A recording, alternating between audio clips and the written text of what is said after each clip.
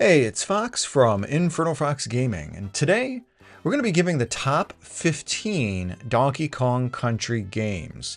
And are you surprised that there are so many in the series? I was too, but there's a number of different versions that not only look different, but also play differently and are essentially their own very unique games. Before we get into the ranking though, let's jump into the one rule that will apply here. We're not ranking anything not related to the Donkey Kong Country series, which includes the arcade originals like Donkey Kong, Donkey Kong Jr., and Donkey Kong 3, nor will their console counterparts be ranked, as well as Donkey Kong Jr. Math. And while they're unique titles, we're also not going to include DK King of Swing and its sequel Donkey Kong Jungle Climber. And obviously the Donkey Konga series won't be ranked, nor will its Konga-controlled Donkey Kong Barrel Blast, and neither will the other racer Diddy Kong Racing. Also not ranked is going to be the Mario vs. Donkey Kong series, because of course these are puzzle platformers and not related to the Country series. And finally, we are not going to be ranking Donkey Kong 64. While the OG Country series was made by Rare, as well as Donkey Kong 64, this 3D entry is more of like a Banjo-Kazooie type platformer, rather than something akin to the Country series. So let's start off with a dishonorable mention, and that's going to be Super Donkey Kong 2, released in 1997. And back when I got into Shmemulation, this was a ROM that I found online and decided to give it a spin, and I'll be honest, this game just sucks. It only has 3 levels. Diddy Kong is the only one that's controllable, and a number of the mechanics in the game don't work properly, such as Diddy Kong holding a crate in front of him. It doesn't protect him from enemies. I've seen a few examples of some games like the NES port of Lion King be used from the Game Boy version, so maybe I thought that this was like a Donkey Kong Land 2 game that was only halfway done. Nope! Turns out this was just a shitty bootleg. The second of 3, apparently, where Donkey Kong Country 1 and 3 also got him as well. And I figured I'd throw this one in, though, because it's an interesting curio more than anything. But let's get into the real list. Though, don't forget to like the video, hit subscribe, and ring that bell for notifications. Number 15, Donkey Kong Country Competition Kart, released November 21st, 1994. Okay, so maybe some people could say that this is a bit of a cop-out since it's not actually the full game, but it's still a unique version of Donkey Kong Country. This game was used at the Nintendo Power Fest 94, and then later the Blockbuster World Video Game Champions 2 event. As such, there were only 2,500 copies of this game produced. It's essentially the same game as the OG, although the order of levels are a bit different, and there are only 11 of them. Oh yeah, there's also a 5-minute time limit, and when that time hits 0, the game just freezes. So what's the point of this? Bananas, pickups, defeated enemies, bonus rooms found, it all accrues points as shown in the upper left-hand part of the screen. The player has these 5 minutes to accrue as many points as possible. And this is more of a neat little curiosity than anything, but as a standalone game, it's not enough to be passable. Number 14. Donkey Kong Land 2, released September 23rd, 1996. Over time, I've heard that this was a lot of kids' entries into both the Country and Land series, as many people had Game Boys growing up, though surprisingly not often having the Super Nintendo. While I think the game itself is probably the worst version of Donkey Kong Country 2, save Super Donkey Kong 2, it's absolutely amazing for what a console released in April of 1989 can do. The game itself is sort of like a Game Boyification of its SNES counterpart. The level names, designs, and sometimes even the orders of the levels are the same. But though this is actually a departure from Donkey Kong Land 1, which one had its own series of unique level aesthetics. More on that as we get to that entry. Though I will mention how DK and Diddy controlled in Land 1 just sort of felt off. Like they were Fox from Smash Melee Heavy. Land 2 corrects this with Diddy and Dixie Kong. And while the levels themselves aren't exactly the same, it still feels similar, though worse yet, not all the music pulls from the OG. This means that levels like Web Woods that have the forced interlude theme that play on Country 2 doesn't have that on this Game Boy version. Instead, it plays Bayou Boogie again. And since only one Kong can be on the screen at the same time due to Game Boy limitations, no Diddy and Dixie team-ups are possible. Number 13, Donkey Kong Land 1. Released June 26, 1995. The biggest reason why this entry gets put ahead of its sequel is just how unique a number of the levels are. Instead of pulling exactly from its SNES counterpart, we see DK and Diddy explore some unique environments, such as a pirate ship, the sky, a New Donk City looking outside skyscraper, and more. There's a number of unique musical themes that actually sound quite good. While I like the game's ship theme, which is its own variation of the SNES Gangplank Galleon counterpart, I especially feel that the boss theme in Donkey Kong Land 1 slaps pretty good. Beyond this, though, like mentioned before, the physics on this just aren't that great. And while I get that DK himself feels a fair bit slow, Diddy also kind of does too. While I didn't own both Land sequels on the Game Boy, I did have this and played it when I couldn't get access to our Super Nintendo. And like I just said before, this game looks surprisingly well for running on the Game Boy, just like the next entry. Number 12, Donkey Kong Land 3. Released October 27th, 1997. This is by far the best looking of the Land games. Not only do the Dixie and Kitty sprites look decent, but enemy sprites and others animate just surprisingly so well. Though maybe I shouldn't be surprised, since this came out around the era of Pokemon's Red and Blue. But it still astounds me what developers can do with such an old system at the time. Beyond this, it's very similar to Land 2, in that it seeks to make the SNES version of Donkey Kong Country 3. And so similar to Land 2 in that the 1-up balloons are still showing Diddy, which of course is on because he's not playable in this entry. Like Land 2, Dixie and Kitty's physics are much more solid, though there are some other things that are lost in translation. Some of the levels aren't exact replicas, like how there's no poison pipeline equivalent in Land 3, though this is only a complaint depending on how masochistic you are. The exploration aspect from the SNES counterpart is completely gone, as well as Kiddy Kong's water skip move. While this is a decent portable version, there are better entries in the series. Number 10, Donkey Kong Country for the Game Boy Color. Released November 20th, 2000.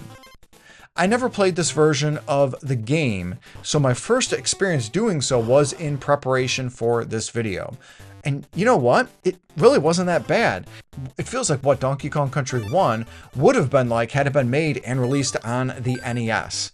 The devs were still dealing with some of the limitations, up to and including processing power and screen size. With that said though, the sprites still look great, although DK and Diddy can only appear on screen on their own at a time.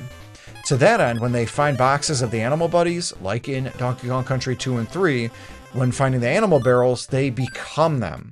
Otherwise, the music and the levels are fairly faithful to the original Super Nintendo version. The mine levels, such as Stop and Go, have different music, as that Super Nintendo ambience probably wouldn't have translated very well. And with how close this game released compared to the Game Boy Advance version less than a year later, it's no wonder we didn't get Donkey Kong Country 2 and 3 on the Game Boy Color. Though this version, as well as all the advanced versions of Donkey Kong Country, did see its fair share of pointless minigames added to them. Number 10, Donkey Kong Country 3 for the Game Boy Advance. Released November 7th, 2005. Now, I originally got a physical copy of this when it first came out from a good friend at the time. I was excited to play this classic from my SNES days until I heard the soundtrack was completely replaced for some reason. Even the Land versions of this game retain the original soundtrack, albeit in its 8-bit glory. I didn't end up playing this version at all at the time. That is, of course, until this year when I decided to play through any and all variations of Donkey Kong Country that I had never had before. And, you know, Donkey Kong Country 3 on the Game Boy Advance wasn't too bad. It wasn't great, which honestly is why I feel this is the weakest of the 3 Game Boy Advance ports. There are a number of new mini-games, though there were a myriad of them that actually are required to be played to get the last Banana Birds for 103%ing the game. This reminded me of my time playing JRPGs where forced minigames are a thing and just, ugh. At least just beating the game didn't require playthroughs of said minigames. The new music itself, which I hated on for the longest time without actually playing this game, is pretty decent. Though, of course, I will still retain my fondness for the original. And is it just me, or did David Weiss, who created this entirely new soundtrack for the Game Boy Advance, leaned a bit heavily on the harmonica instrumentation? Either way, also new to the game was a whole new world, Pacifica. And it was just okay, you know, meh, kinda. The new levels were fine, but nothing all that exciting or innovative to me. The new boss, Croctopus, which actually took Barbo's existing spot at the Razor Ridge world, is kinda gross looking. And what the hell is wrong with the Brothers Bear? I just didn't really get the vibe with all the new stuff this entry added. Number 9. Donkey Kong Country for the Game Boy Advance. Released June 6th, 2003. This entry pulls the same thing its Game Boy Color version did in that it adds a few additional minigames that, again, honestly, I don't feel were very necessary. Beyond that, it just controls and feels like the SNES, although the colors do seem a bit washed out more than the OG. Which again, isn't surprising, of course, since the Game Boy Advance itself had many of its games appear brighter and more colorful due to not being backlit, at least until the front-lit Game Boy Advance SP was introduced later. There's some additional changes and nuance that I also found a bit superfluous. This includes a number of things like Cranky giving color commentary whenever DK and Diddy would defeat a boss. To that end, I actually liked that the bosses required more effort to defeat. I always felt the bosses were too easy in the original, so I was pleasantly surprised to see that it would be a little bit harder. It's also nice to be able to save anywhere on the world map by bringing out the pause menu. And the time attack modes are nice, as I remember trying to beat some of these levels as quick as I could on SNES version as a kid. Okay, so, you know, maybe not all of these changes were unnecessary. I still don't know why they changed around the order of some of the levels, like in World Force Gorilla Glacier, but hey, it overall is still a pretty decent version of this game. Number 8. Donkey Kong Country 2 for the Game Boy Advance. Released June 25th, 2004. This entry also saw a number of changes from the OG, including Cranky's little commentary after defeating bosses. And God, this guy just doesn't shut up, does he? We also got a number of mini games that were added, as well as audio vocals from Donkey Kong 64, which were in the Game Boy Advance version of Donkey Kong Country 1. I thought they made Dixie sound a bit too much like Tiny Kong, and of course were treated to some additional cinematics before the start of Diddy and Dixie's adventure, as well as some more at the end when they defeat Captain K. Rool. Context is key, I guess. Beyond this, there's a number of additional modes and other stuff that are added. I absolutely hated the boss, Kerosene, that was added at the end of K. Rool's Keep. In the OG, there actually was no boss here, and we see Diddy give chase to the Flying Croc for one last level and then the final showdown. Some of the new time attack modes, like Diddy's Dash, are actually pretty neat to play through. I also enjoyed that the Kong team-ups eliminated in Donkey Kong Lands 2 and 3 are back for this version. Like its successor and predecessor, this entry has pretty much the same level design and physics as the OGs that they're based off of. Because if it's not broken, why fix it? It's no surprise we haven't seen any of these originals on this list yet, and we're still not gonna. Number 7. Yooka-Laylee and the Impossible Lair, released October 8th of 2019. Wait, what the heck you doing, Fox? This isn't a Donkey Kong Country game. It was created by a number of former Rareware members whom developed the Country series, thus it truly is a spiritual successor, especially since the last new entry was Tropical Freeze back in 2014. Instead of monkeys, we see Yooka and Laylee, a chameleon and a bat, taking lead positions in this 2D platformer. One of the coolest aspects of this game is the ability to play the final level right off the bat. You see what I did right there? Yeah, I should go. Seriously though, this sort of feels like what Breath of the Wild did, allowing players to go straight to face Ganon with as little life as possible. And make no mistake, while it's technically possible to beat the Impossible Lair right at the beginning, it probably won't be doable for new players. This gets more beatable as the player progresses and picks up members of the Beatalion in standard levels, allocating an extra hit point in this final level, with overall gameplay just feeling like Donkey Kong Country, along with composer David Weiss returning, as well as Grant Kirkhope from the Banjo-Kazooie series, this definitely is a great spiritual successor. But not the best one. We'll be seeing that soon. Instead, let's talk about number 6, Donkey Kong Country Returns. The Wii version released on November 21st, 2010, 3DS on May 24th, 2013, and the Switch January 16th, 2025. Strap yourselves in, guys, because I've got some thoughts on this. First off, why am I lumping all 3 releases in one spot, but I separated out the Land and the Donkey Kong Country Game Boy Advance ports? Land games are easy. They're literally titled differently and thus are different games, not to mention the differences I've already spoke of. While more similar to the SNES counterparts, the Game Boy Advance games are still different enough. What with the mini games, colors, some of the physics, more of the levels, bosses, and so on. Getting back to DKC Returns, the OG release on the Wii was great in that it runs at 60 frames per second, but the motion controls, at least for me, got tired very, very quickly. The 3DS port looks stunning for the system. They added a number of extra levels and no motion controls, yay! But it does run at only 30 frames per second, and as I've stated in previous videos, I hate that circle joystick. The Switch version is probably the best version of it, on paper. After all, it's got the 60 frames per second, no motion controls, and an added modern mode, which gives the player an extra heart and more options in the shop to buy from.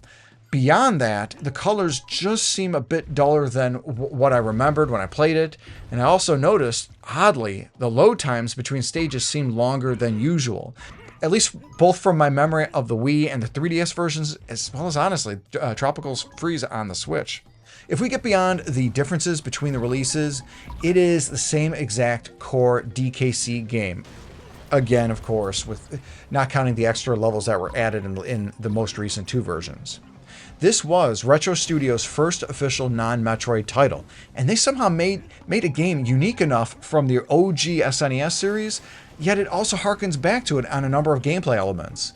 I enjoyed the fast and frenetic action that comes with the speed and chase levels with the new-to-the-game gear getaway theme that plays. I also loved the fact that a ton of music from Donkey Kong Country 1 came back, sounding better than ever. During my first playthrough on the Wii, I remember I stayed up late one night fighting and playing through that cliff world knowing the Factory 1 would be next because, of course, my favorite theme, Fear Factory, would play in the factory-based levels. I was conflicted at first when they relegated Diddy to being nothing more than an extra set of hearts and a power-up for DK. But the game is, again, called Donkey Kong Country, not Diddy Kong Country, for a reason. DK himself doesn't feel as heavy as he did in Donkey Kong Country 1. He does still have a determinate weight to his overall movement. But it just feels, I don't know, right for some reason. After all, this isn't a Mario or Kirby platformer, it's a DK one. It should feel that way. You are controlling a literal 400-pound gorilla. Retro Studios gave more attention to his moveset from the OG as well, namely the hand slap. Rather than this being just some extra move from the original, the hand slap serves a larger purpose in activating a number of things in a variety of levels. Also added to the game is DK's powerful ability to blow on flowers. I didn't really feel like this slowed me down during my gameplay, but I did find it to be a distraction at best and mildly irksome at worst. And this game is hard. Like, very hard. Like, very, very hard. When I played it back on the Wii, I will admit I actually never beat it. I got stuck on the Factory World's boss, Colonel Pluck, and never beat him. Well, I finally did beat him, and eventually the game in its entirety on the Switch release on Classic mode. Diddy and the DK barrels really feel like a power-up in the last world or two as these barrels themselves become more and more scarce as the game goes on. Overall, it's a fantastic entry, but it still doesn't best the OG SNES games. The newest release does beat Donkey Kong Country Returns, and that is number 5, Kaze and the Wild Masks, released March 26th, 2021. hey, this technically is the newest entry to come out. Okay, so I know this doesn't even have Donkey Kong Country in the title, nor any of the characters, and wasn't even developed by any of the original Rare team. I promise you, this game has everything that the series has and more. The team at PixelHive did an absolutely amazing job with this game, and huge props to Paige from Femtrooper for recommending this. The overall aesthetic for this is fully pixelated art, rather than the 3D models used in Donkey Kong Country Returns and Tropical Freeze, or the pixelated models used in the OG SNES series.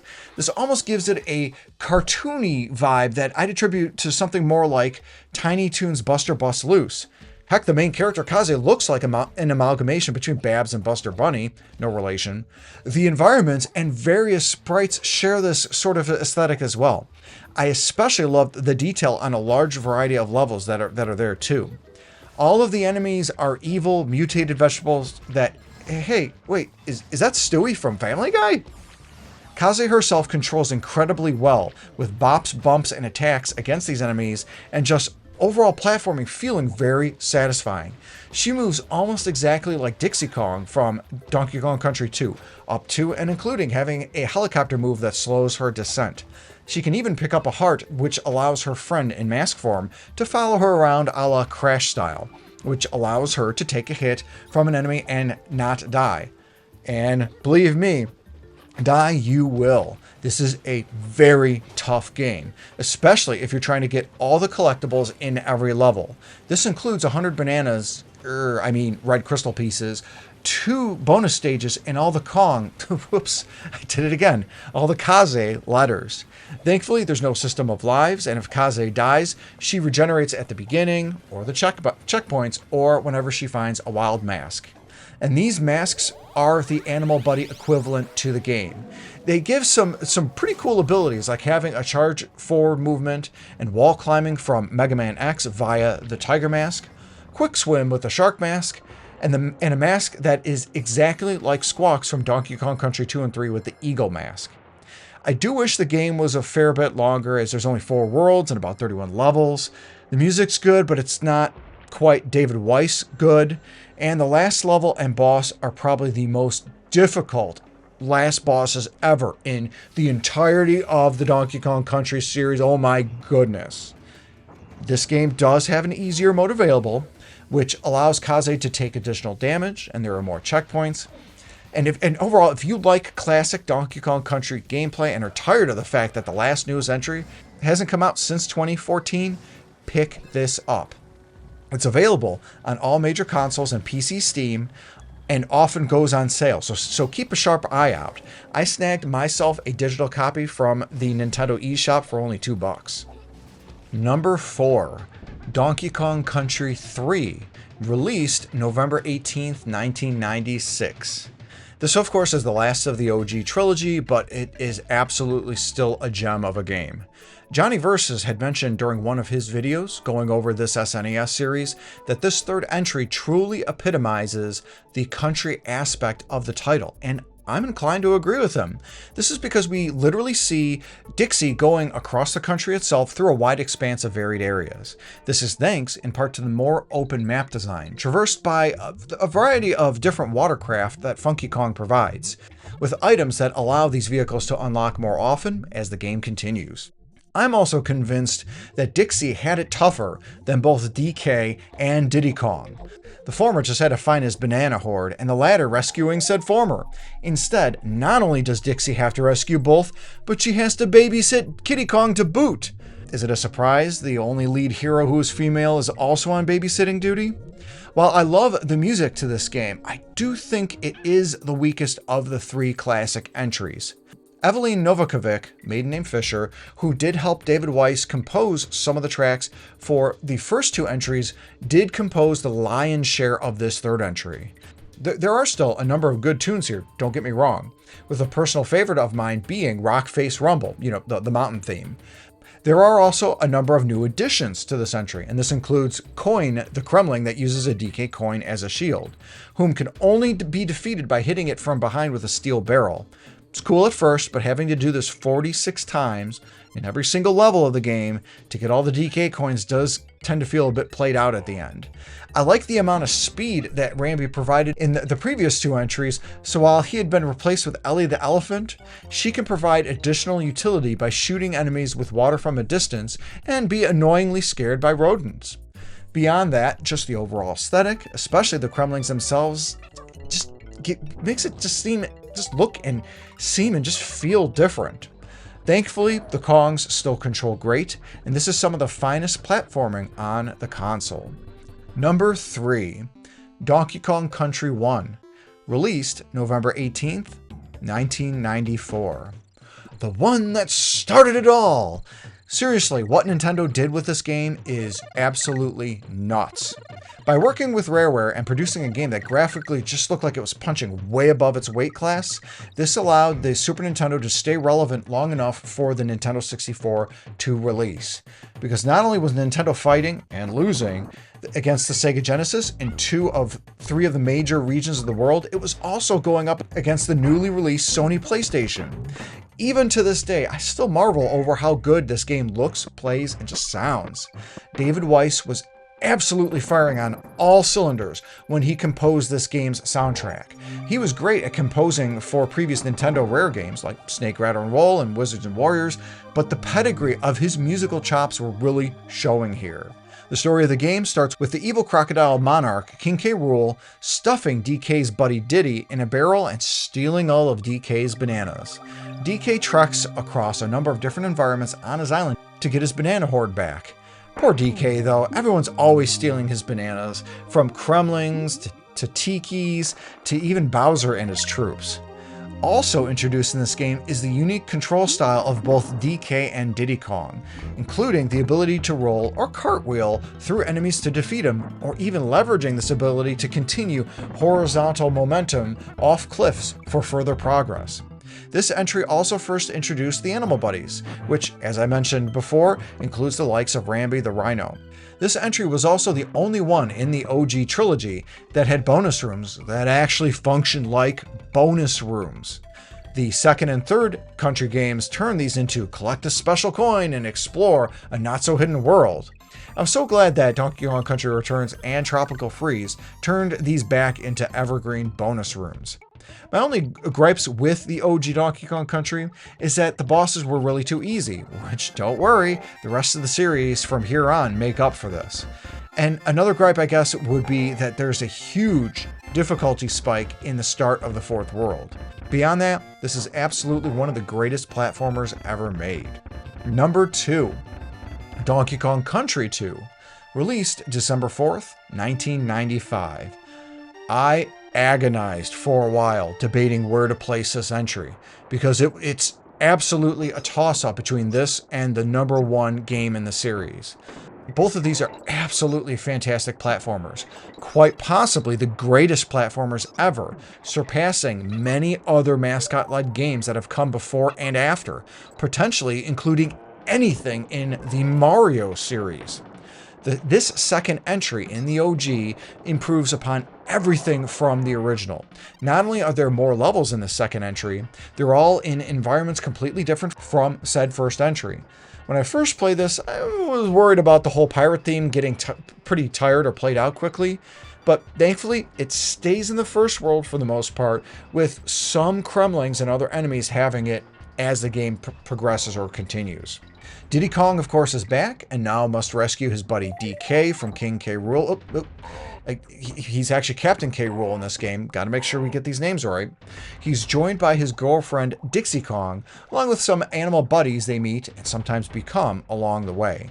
And I'm glad that Rambi came back for this entry, but I also enjoyed my time with Squitter, the spider, guiding them all through these environments, which continue to look absolutely fantastic, is a blast, but none so much as it is listening to the soundtrack during gameplay. David Weiss is back in what I think is his creative magnum opus of his entire career.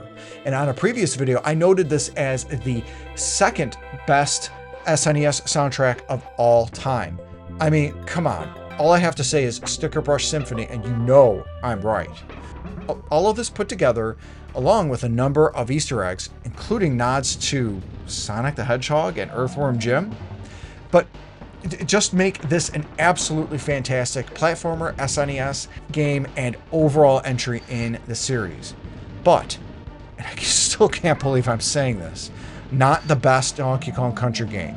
That title goes to number 1, Donkey Kong Country Tropical Freeze. Wii U version released on February 21st, 2014, and the Switch version on May 14th, 2018. Retro Studios knocked this entry out of the park, as this game really has earned its reputation as one of the greatest platformers of all time. It took everything that worked well in Donkey Kong Country Returns, made it a whole bunch better, and dumped anything that didn't work or work well. For this latter point, this means that the blowing mechanic that DK had is completely gone. Improving upon what did work well was the Diddy as a power-up mechanic by adding not only Dixie Kong, but Cranky Kong as well. And just like DKC Returns, 2 players can play at the same time together. I'm guessing they didn't do a mode for 4 players at the same time due to tech limitations within the Wii U. I suppose maybe it's a good thing because the levels themselves really weren't designed for that. While Donkey Kong Country Returns did have 80 levels, Tropical Freeze does have less with 63. But these levels are a lot longer, and there are a number of checkpoints added as well to compensate for the longer levels. The many different mechanics and design never really makes these longer levels feel stale, as DK is in pursuit of getting his island home back from Lord Frederick and the Snowmad tribe. He traverses a number of really beautiful levels with themes from the bog standard tropical to the autumnal themed world to even one themed around the African savanna. And while the difficulty does ramp up, I never really found any of it to be inherently unfair. Funky Kong also has a number of power-ups that can be purchased in his shop to use during DK's journey to, somewhat ease this difficulty. And if players are playing on the Switch version, they can also play under the Funky mode, which literally is the easy mode for the game. Instead of DK's 2 hearts, you play as Funky, who has 5, as well as Diddy, Dixie, and Cranky's various abilities that they have within his own moveset. It's a good mode for younger and or more inexperienced players to use. Another absolutely fantastic aspect with this entry, of course, is the music, as David Weiss has returned to compose the music for this game. And not only do we get classics like the Sticker Brush Symphony and Aquatic Ambience, but Weiss also treats players to a lot more original tracks that do a wonderful job of matching the gameplay and environments that the players are traversing. Special shout out to Weiss, especially on the boss themes, whose music blends brass and percussion instrumentation with some really killer electric guitar riffs and keyboard arpeggios. This music is really great to motivate the player, and they're going to need it because these bosses can be quite difficult. While spending $60 on the Switch re-release of Donkey Kong Country Returns could be seen as a questionable investment, Tropical Freeze still is worth every penny of its $60 price tag. Heck, I got hooked again just when I was capturing the footage that you see here, and I can't wait to finish this video and continue my playthrough. So that's my top list of Donkey Kong Country games. Were you surprised just how many different versions of this game that there are? Which game is your favorite? Are you as mad as I am that we haven't had a new entry since 2014, since that's now the 3rd time I've mentioned it? Let me know in the comments section below. Thank you again so much for watching, and have a great day.